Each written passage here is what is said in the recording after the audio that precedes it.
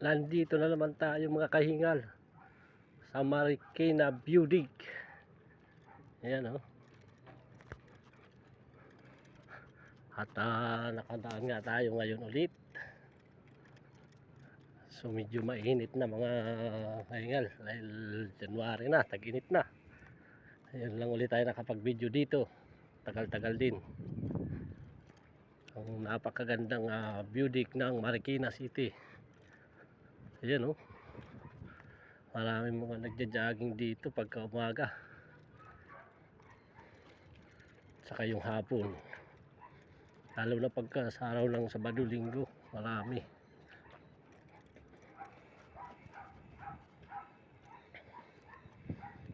Saka maraming mga mabibilihan ng mga gulay dito mga kaingat, katulad niyan. Mga talbos ng kamuti, talbos ng sitaw, laing, mga gabi, talbos ng gabi, at saka yung mga pitsay. Yun. Bulaklak ng kalabasa. Ayan, maraming nagtatanim.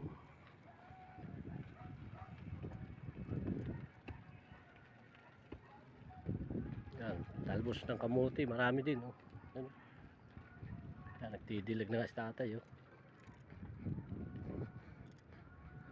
Ganito maganda dito pagka ganitong summer na. Dahil walang problema sa tubig, dahil nandiyan lang yung tubig oh.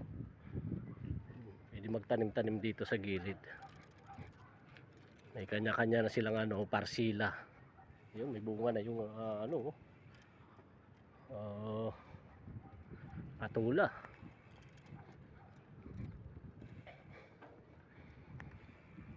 Wow!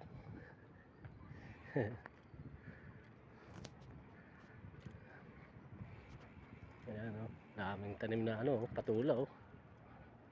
Oh. Ang ganda dito.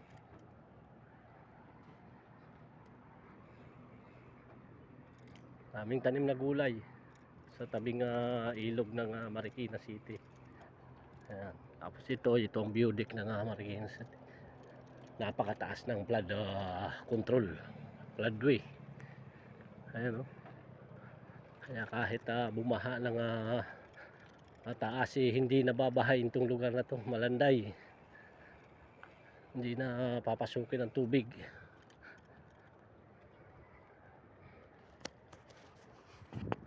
Ayan. Magandang hapon po sa inyong lahat mga kaingal. Bike muna tayo dito. Naaliw lang ako dito mga kaingal. Ang dami kasing tanim na gulay. Yan ay mga gulay oh. Yan oh, talbos ng kamuting kahoy. Masarap gataan niya.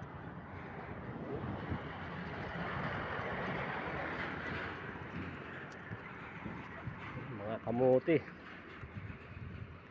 Dito pagka umaga maraming nagtitinda ng mga gulay.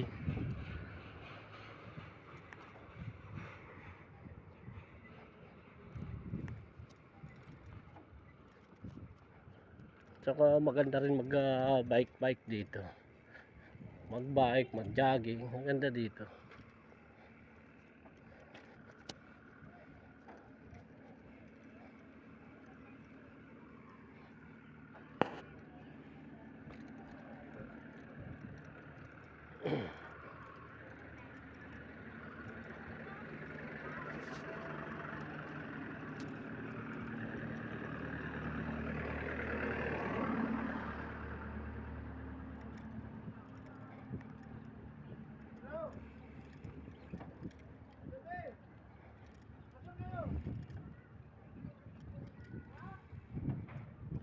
Talim na kalabasa oh.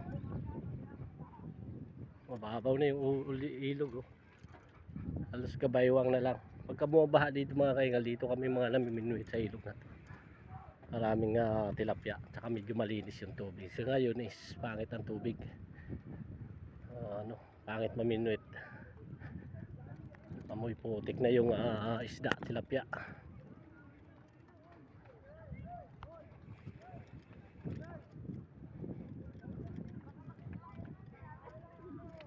Kuya, wag nyo kami live. Ano ulo? Kami live talaga.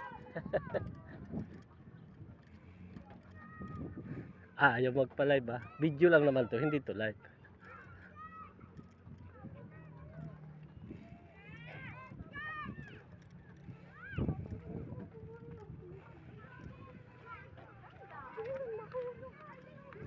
Yan na, nagpapadulas ng mga bata oh.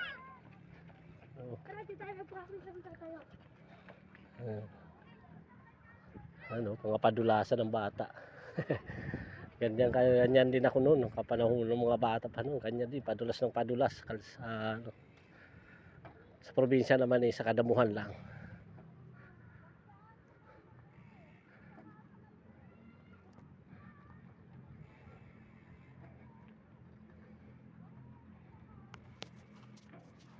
Sa kabila, ang dami ring tanim, mga nagtatanim.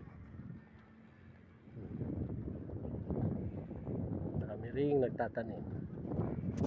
Sipag lang, para maraming mga gulay talaga. Yan lang ang kailangan. Sipag lang ang kailangan.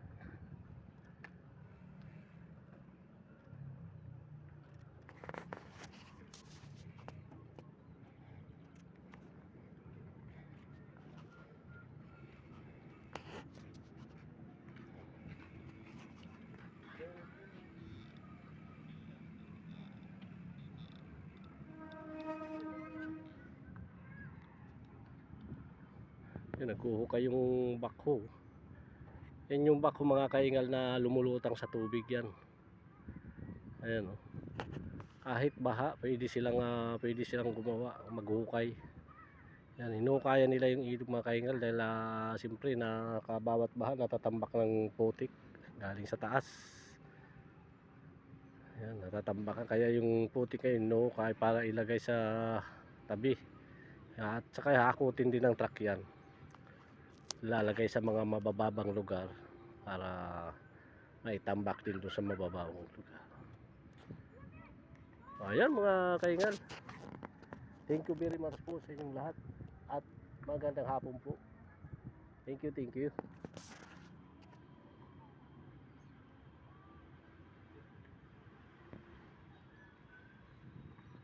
Yan ang ilog ng tulay ng Tumala Bridge going to UP, Quezon City.